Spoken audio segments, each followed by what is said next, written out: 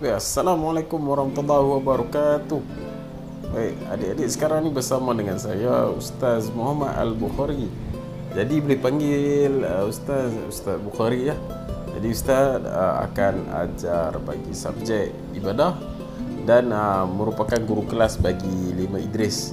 Jadi ada yang dah kenal kot. Okey, insya-Allah. Baik, jadi untuk hari ini Ustaz akan ketengahkan yang pertama iaitu pengenalan bagi subjek ibadah. Manakala yang kedua kita akan terus masuk kepada bab satu lah, subjek ibadah. Okey, tengok video seterusnya.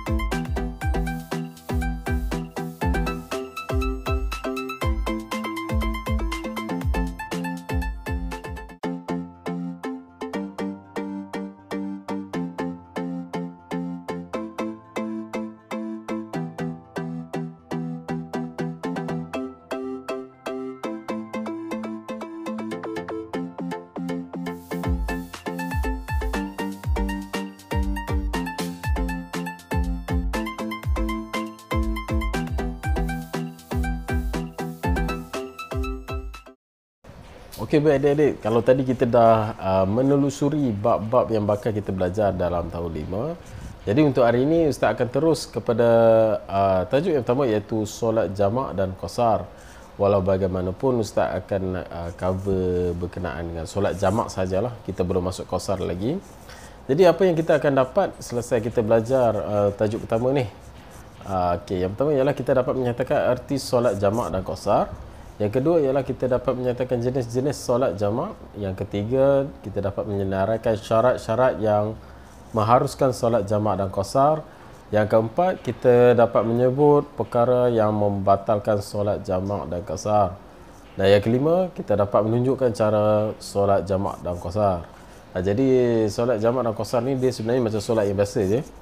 Cuma untuk waktu zuhur, asar dan juga isyak dia akan jadi 2 rakaat. Dan kita lakukan dia atas sebab-sebab yang tertentu lah. Okey, dan kenapa Allah SWT kurniakan kita solat jamak dan qasar ni? Dia sebab Allah nak mudahkan kita lah, terutamanya dalam urusan ibadah solat. Baik, bagi solat jamak, pengertian solat jamak, apa yang dimaksudkan dengan solat jamak? Solat jamak dari sudut bahasa bermaksud digabungkan. Dari segi istilah ialah kita menggabungkan 2 solat fardu dalam satu waktu dengan syarat-syarat tertentu. Kita gabungkan 2 solat dalam satu waktu. Baik, jenis-jenis solat jamak ialah solat jamak terbahagi kepada 2 iaitu solat jamak takdim. Dan yang kedua ialah solat jamak takhir. Jadi apakah itu solat jamak takdim? Solat jamak takdim ialah menghimpunkan 2 solat fardu ke dalam waktu solat yang pertama. Waktu solat yang pertama ni dia ada 2 waktu. Yang pertama solat zuhur, yang kedua ialah solat maghrib. Jadi partner bagi solat zuhur ialah solat asar. Partner bagi solat maghrib ialah solat isyak.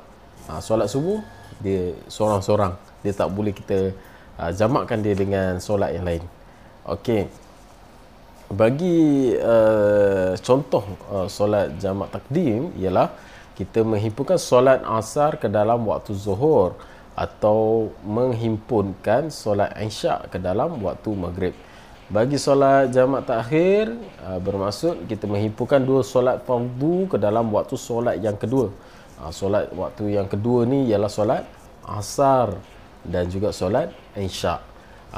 Sebagai contoh, kita menghimpunkan solat zuhur ke dalam waktu asar ataupun menghimpunkan solat maghrib ke dalam waktu isyak. Kita menghimpunkan kedua-dua solat lah, maghrib dan isyak ke dalam waktu isyak. Kita menghimpunkan solat zuhur dan asar dalam waktu asar. Okey.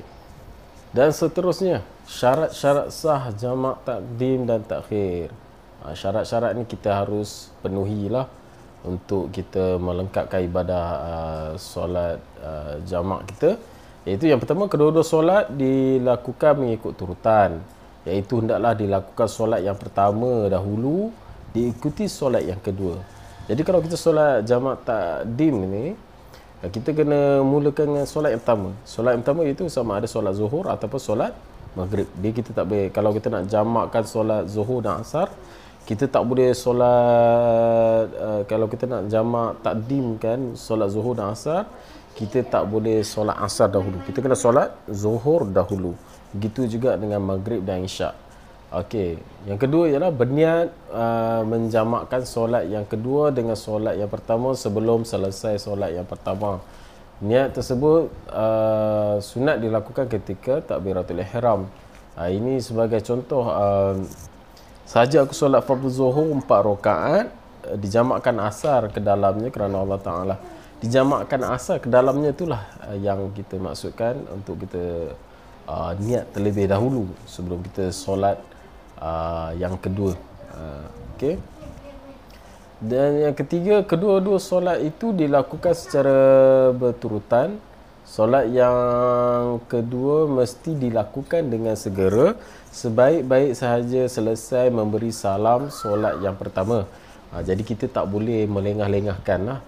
Lepas saja kita solat zuhur, kita nak jamak sekali solat asar, dah selesai bagi salam, Assalamualaikum warahmatullahi wabarakatuh, Assalamualaikum warahmatullahi wabarakatuh, kita kena bangun terus untuk solat fardu asar. Kita tak boleh lah nak pergi nak makan dulu ke, minum dulu ke, tidur dulu, tak boleh.